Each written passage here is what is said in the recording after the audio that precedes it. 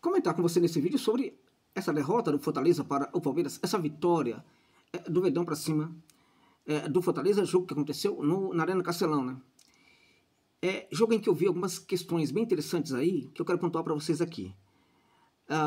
Primeiro, gente, o Fortaleza teve uma derrota hoje, mas não jogando tão ruim como vinha jogando em outros momentos. Você pode estar totalmente insatisfeito, revoltado, mas precisamos pontuar que teve uma evolução sim nessa equipe do Fortaleza. E vamos entender por quê, né? Ao mesmo tempo, a gente pode falar que esse Palmeiras também começa a apresentar ao menos resultados interessantes, mas também o jogo vai ficando cada vez mais consistente, né? Não é à toa que o Verdão é ponta do Campeonato Brasileiro neste momento, né? Também é uma das equipes invictas, tá? É uma das 3 equipes invictas até agora no Campeonato Brasileiro, o Verdão, juntamente com o Flamengo e juntamente com o São Paulo, tá? Olhando para a equipe do Fortaleza, a gente vai ver, a equipe novamente vai com uma linha de 3, com o Kusevich, o Davi Luiz e o Mancha, né? Aí você tem uma linha de 4 depois, com o Iago Pikachu abrindo a linha, né? Como o Ala pela direita, o Matheus Sosseto e o Lucas Sacha centralizados, né? E o Edson Mancuso aberto ali pelo setor esquerdo, né? E aí na frente, né? Nós temos uma espécie de 2 jogadores ali que funcionam como meio-campistas muito mais do que meio-campista e muito mais como meio-atacantes do que propriamente como meio-campistas defensivos, né? Temos o Caleb, né? E temos também o Alanzinho. É uma grande mudança. É muita mudança, tá? E a gente tem no comando o Davidson. Ou seja, a gente olhando para essa equipe do Fortaleza, a gente percebe que o Vojvoda, ele mudou um pouco a forma do Fortaleza jogar nessa partida. Ele tirou aquela trinca de volantes e ele vai com o time mais ofensivo, tentando postular um jogo mais protagonista. Gente, podemos reclamar do Vojvoda, falar o que for, vocês sabem perfeitamente que eu sou o primeiro a criticar aqui quando não dá certo, mas eu sou também um dos primeiros a reconhecer quando o técnico tenta fazer algo diferente. E hoje eu acho que esse Fortaleza teve isto, já começa na escalação, tá? É bom também a gente ter claro que o Fortaleza enfrentou hoje uma das grandes equipes, né, do futebol do Brasil, da América do Sul e da América Latina, que é a equipe do Palmeiras, com todos os problemas que o Palmeiras vinha apresentando no seu jogo, o Palmeiras. O Palmeiras que mesmo com problema no seu jogo, precisa de muito poucos ajustes para voltar a ser uma equipe altamente competitiva, e a gente está percebendo isso já neste Campeonato Brasileiro. Então, é válido considerarmos o seguinte: a despeito da campanha não ser boa, a despeito do Fortaleza não estar num bom momento até agora, né, o que o Fortaleza fez hoje em campo pode sim ser algo palatável, né? Não dá para criticar o Fortaleza pelo jogo de hoje, dá para criticar pelo jogo, os jogos que aconteceram anteriormente. Ao mesmo tempo, a gente percebe neste time do Palmeiras um jogo, né, que vai fortalecendo também a confiança dos jogadores. Os movimentos são muito mais leves, né? A gente percebe dentro de campo. E detalhe importante também nesse time do Palmeiras é que a gente teve hoje o Esteva circulando muitas vezes por dentro. E aquilo que eu falo, o Esteva precisa ser considerado, precisa ser percebido, né? Concebido pelo técnico do Palmeiras como um meio-campista, um jogador para atuar por dentro. Ainda não é muito o caso, ele de vez em quando ataca pelo lado, ataca pelo corredor lateral, em alguns momentos ele ataca por dentro. E essa pisada do Estevão no corredor central é muito importante, e foi também o responsável, por exemplo, para aquele lance, né, em que o Flaquito Lopes teve a bola em condição de fazer o gol, mas a arbitragem ridícula, né, deu impedimento. Era um lance que deveria seguir, é inacreditável, não dá para entender o que acontece com o VAR nesse país, né? Por quê?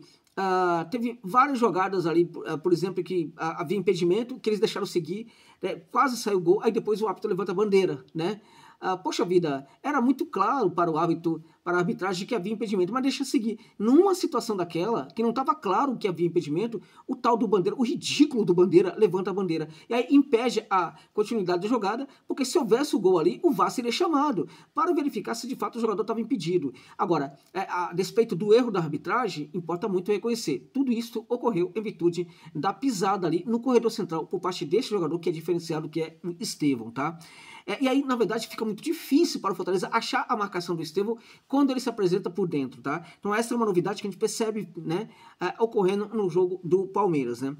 O Palmeiras, por seu turno, teve ali o Everton claramente, e ali a linha com o Giai, né, o Gomes e o Mikael, muito interessante essa insistência do Geai, legal, cada vez melhor o Geai, né, cada vez melhor, por quê? Porque o jogo dele é fruto também da confiança depositada em seu jogo pelo técnico Abel Ferreira. Então o Palmeiras está pouco a pouco se libertando, né, daquele fantasma chamado Marcos Rocha, ufa, finalmente, né, a linha que vem à frente, né, pelo Felipe Anderson, né, o Rios, né, o Martínez e também o Piquerez, né, dando ali uma certa consistência para o trabalho no meio de campo, né, à frente Estevão e depois o Flaquito Lopes. Na verdade a gente teve aí um espelhamento, né, as duas equipes jogando praticamente com a mesma formação, com o mesmo desenho tático, e aí neste caso a gente teve um duelo tático também entre as duas equipes.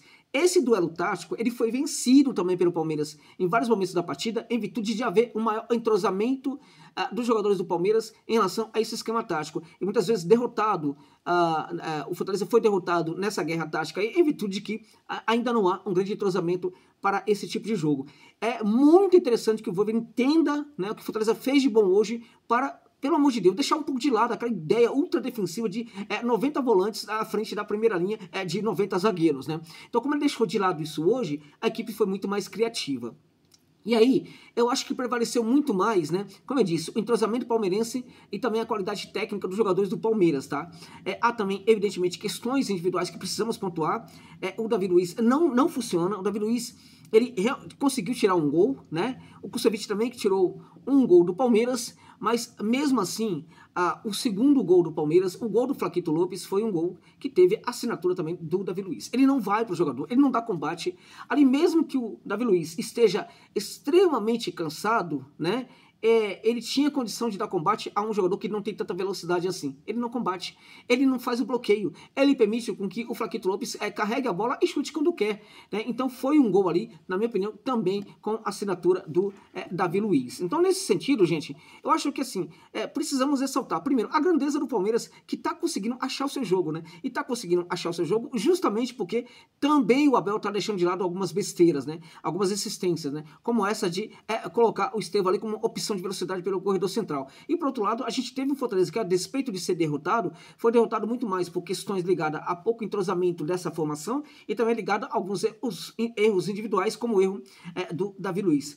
Dito tudo isso, assim, o Alanzinho, né, tem que ser titular dessa equipe do Fortaleza, né? Outro acerto do Vojvoda, né? O Alanzinho é um jogador extremamente interessante. Claro que numa grande oportunidade que ele tem, né, ali que ele faz uma jogada pelo lado do campo, entra na área, ele cruza. Ali a gente ficou claro que ele precisa trabalhar um pouco mais o pé esquerdo, né? O pé esquerdo não pode apenas servir de apoio e servir para ele correr. Também tem naquela situação de funcionar melhor. O que ele faz? Ele não usa o pé esquerdo, usa o pé direito e a bola não poderia sair nada bom daquilo e não saiu de fato nada bom daquilo ali. Mesmo assim, este jogador precisa ser bancado como titular do Fortaleza, porque de fato ele é diferente. E o outro ponto o Davidson está cansado, pode estar muito mal, né? Mas tem de ficar. Agora, essa história do Vojvoda de começar com essa mania, né? Ao mesmo tempo que ele teve grandes acertos, ele erra novamente com essa mania dele de colocar dois centroavantes para jogar. Não dá, gente, tá? Então a situação tá complicada. O que eu faço? Eu coloco aí, portanto, dois centroavantes para jogar, né? E ele leva a campo o Lucero. Aí fica Lucero e o Davis. Aí não dá, né? Aí tem o pênalti, né? Aí quem vai bater o pênalti? O Lucero, né? Justamente o Lucero. E ele pede, bate com displicência, bate sem vontade, né? Enfim. E aí o goleiro, o Everton, faz a defesa. Então, neste caso, não todos os pontos que eu coloquei aqui em favor do Vojvoda a gente pode retirar, porque hoje ele acertou muito, mas ele continua errando nessa questão de, na hora da dificuldade, eu vou colocar dois centroavantes em campo. Não funciona, pelo amor de Deus. Não começa não, Vojvoda. Você está começando agora a deixar de lado algumas esquisitices. Não começa a se apegar a esta nova esquisitice para o bem do Fortaleza e também para o seu próprio benefício, para que o mundo consiga te elogiar muito mais. Ajude o mundo, Vojvoda, a te ajudar. É isso, gente. É isso.